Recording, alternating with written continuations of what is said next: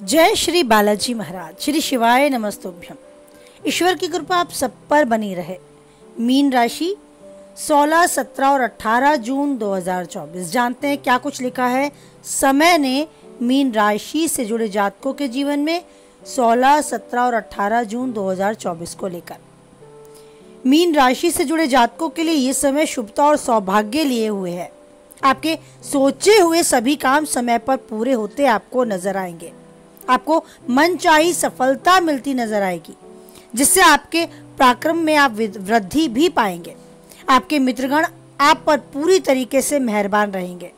किसी महिला मित्र की मदद से निजी जीवन में चली आ रही किसी बड़ी समस्या का समाधान आपको मिलेगा।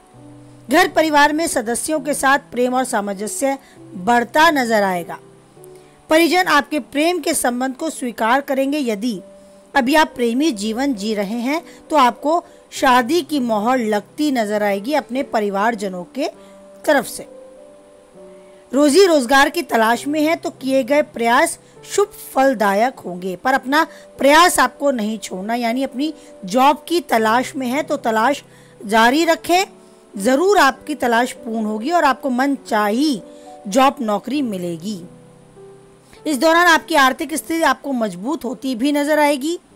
किसी को उधार दिया है तो उसको वापस मिलने के चांस भी बढ़ते नजर आएंगे।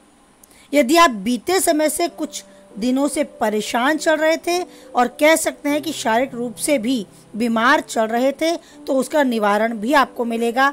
आप स्वास्थ्य लाभ की प्राप्ति भी पाएंगे। युवाओं का अधिकांश समय मौज मस्ती करते हुए बीतेगा।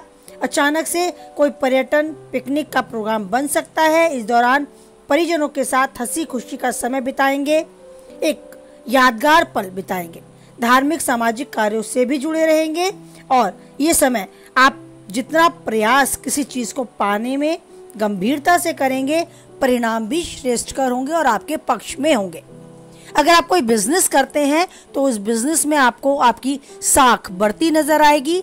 बाजार में आई मंदी और तेजी को आप समय से पूर्व भांप जाएंगे और अपने कार्य अपनी गतिविधियों के द्वारा एक अच्छी पकड़ बाजार में बना पाएंगे। काफी हद तक रुका हुआ धन भी वापस आने के योग है अगर आप प्रयासरत रहते हैं तो। आपको ध्यान रखना है, अगर आपका व्यवसाय किसी समझौते के तहत है, यानी आप साझेदारी में कोई बिजनेस करते हैं, तो आंख कान खोलकर काम करें। आंख मूंदकर किसी भी दस्तावेज पर हस्ताक्षर ना करें। आने वाली योजनाओं के बारे में पहले से भूमिका बनाना छोड़ दें। आपको प्लानिंग करनी होगी, योजनाएं बनानी होगी और उन योजनाओं पर कार्य करना होगा। अगर आपको सफलता पानी है तो योजनाबद्ध तरीके से बढ़ना होगा।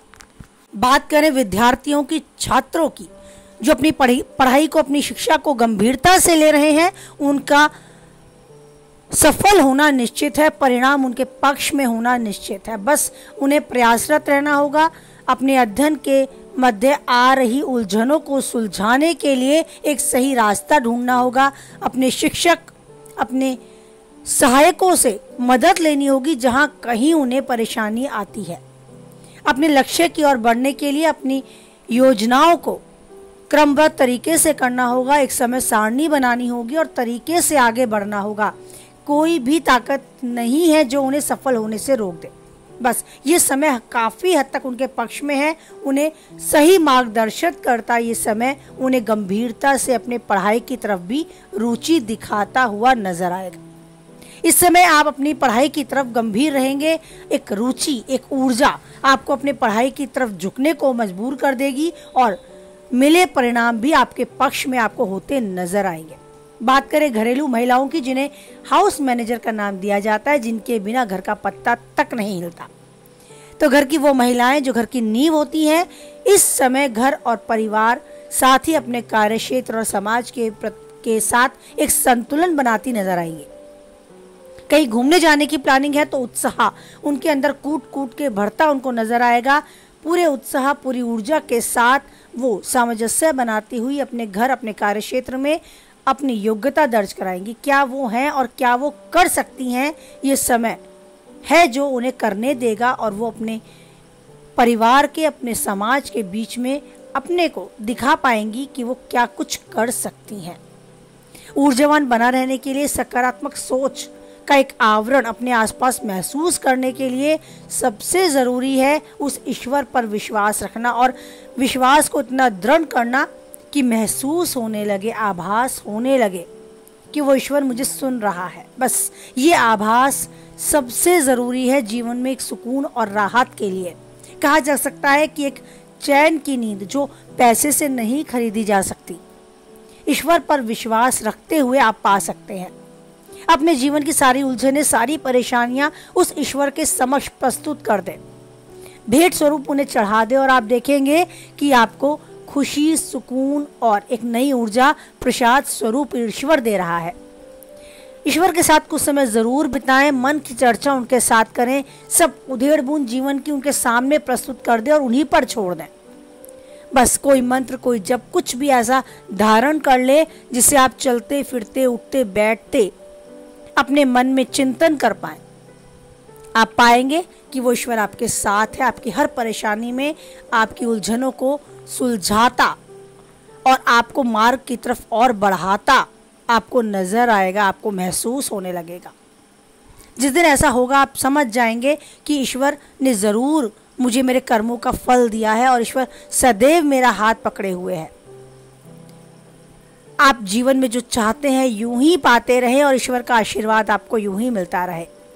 इन सभी के बीच अपनी वाणी को विराम देते हुए फिर मिलते हैं नई वीडियो को लेकर। कुछ हद तक आप वीडियो से सहमत रहते हैं तो प्लीज़ लाइक करें, किसी के काम की पाते हैं तो उस तक शेयर करें, और पहली बार चैनल पे हैं, बने रहना चाहते हैं तो चैनल को सब्सक्राइब करें।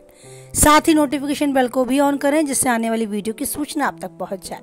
और बनाए रखें उस ईश्वर पर अटूट विश्वास, क्योंकि एक वही है जो किसी भी परिस्थिति में नहीं छोड़ता हमारा साथ। तो बस यूं ही हमारे सर पर बनाए रखेगा अपना प्रेम भरा हाथ। इसी विश्वास, इसी उम्मीद, इसी आस के साथ बोले जय बालाजी महाराज, जय माता दी।